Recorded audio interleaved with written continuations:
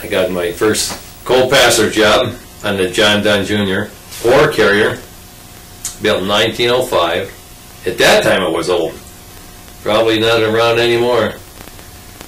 It 3 big boilers, coal-fired, and my job was to get down in a coal bin and shovel all that coal out when it was down there. And then you had to clean up the ashes, and you had to help do different things, and when you weren't doing that, you had to chip and paint, do all that kind of stuff.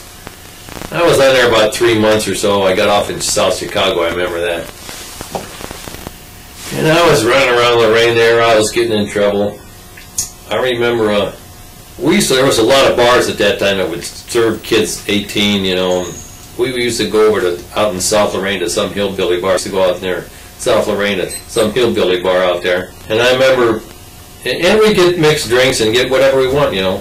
And so I remember one time we went out there, and I don't know what happened. I leaned over and said something to this girl. I don't know what the hell it was, but she didn't like it a whole hell of a lot. I remember that. Anyhow, the next thing I know, Bill's dragging me out of there, and we're running up the street, and we see all these cars coming out there, and he says, jump in the bushes. We jumped into a field there, and there was about 3 cars full of these hillbillies guys, all these guys from West Virginia and Kentucky and all that. And I guess they was going to go out to kick my butt, so. And we walked all the way from South Lorraine, all the way through Lorraine, all the way over to the east side. Then that's right, we came down to my house. We came down about to 2nd Street, to my house, and there was a big set of stairs going down the beach. It was over by the OPS plant, and it was stairs like there was like logs in there. And Bill tripped at the top of them stairs and fell all the way down the damn stairs. Of course, he was as bad off as I was. And the other guys, they never did find us.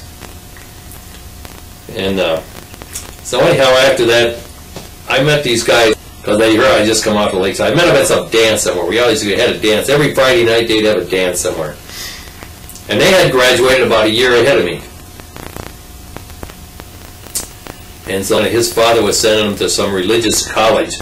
And he was on Hellraiser. There's no way that guy would go to a religious college. Dexter was going to go with him.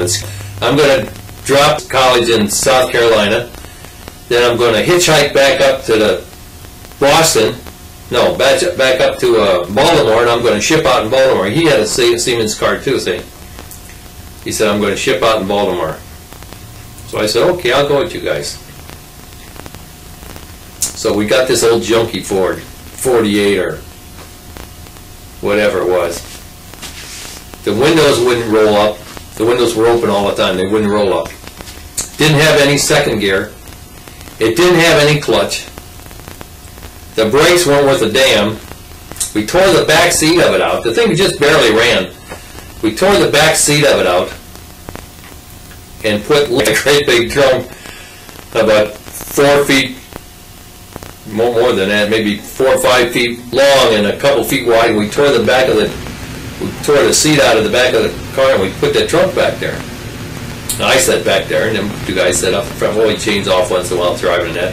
And then we hit the road. We started driving down through, southern Ohio gets hilly, and we were driving down through West Virginia. And I remember driving down through these mountains in West Virginia, and it was darker than hell. And of course you had to get this car going like crazy to get up the other side of the hill because the clutch was slipping so bad. And so anyhow, it was a tough drive down there, and we got down to this main college down there, and wherever it was. And we were dragging trunk down the hall over there. It was a nice place inside there. It was a dormitory, you know. We were dragging Lenny's trunk down the hall over there, and this one guy popped out.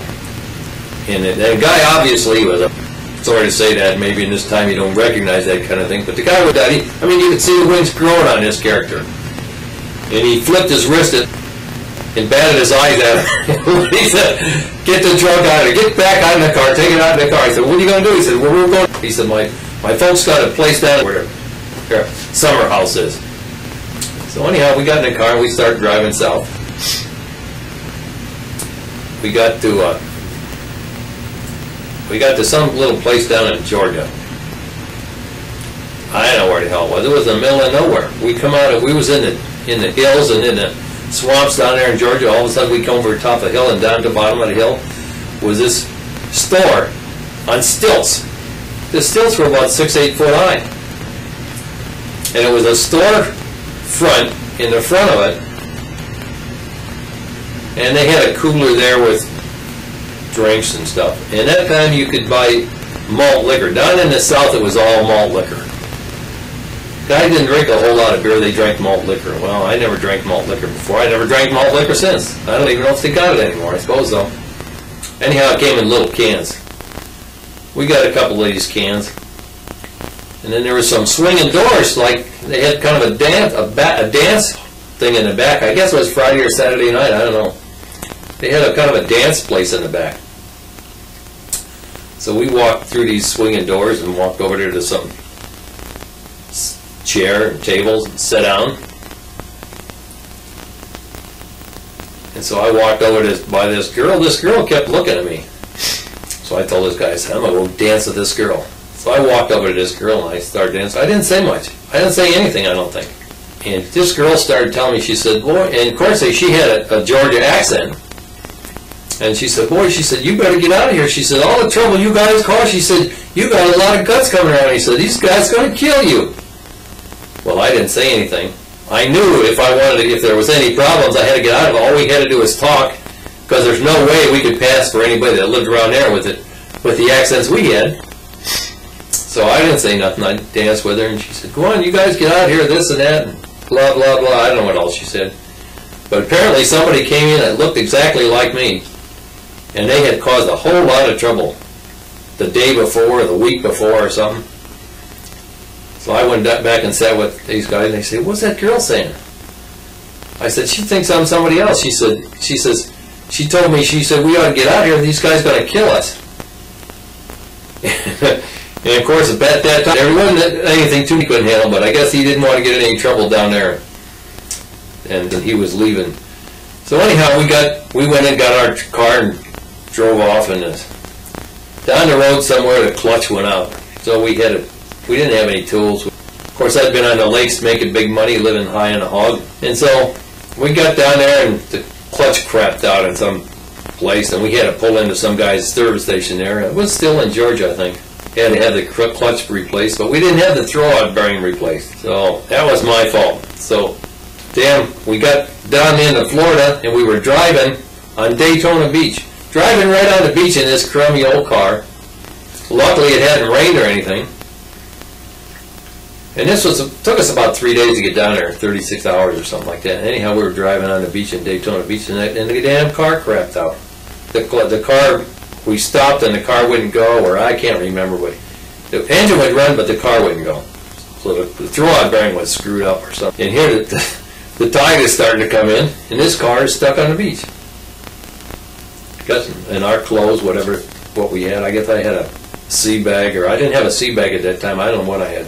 So, because this was before I went in the Navy. So it was before September of '57. So we got down there, and the cop came and said, well, you better get that damn car off the beach. We'll have a tow truck come out here and tow it or whatever. So anyhow, we finally got going, and they said, well, don't stop the thing. Let's go down and get up. We went in the Seamen's Church Institute in Tampa. Seamen's Church Institute had a lot of beds, big long line of beds that they would rent you the beds, for a couple bucks a night. And all these drunks and whatever. They call them homeless people now. We call them bums in those days. All these bums lived in there, Seamen's Church Institute. And of course they wanted you to go up there and get religion. So we stayed around there for a while, signed up for we all went to the state employment place and signed up for a job. We sent a card to go get a job at this place. Was called Orange Trucking Company, I think.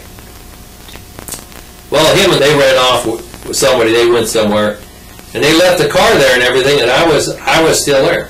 So I went and got a job. I went over there. The guy said, well, they're supposed to send it. Well, he couldn't come. He sent me over here.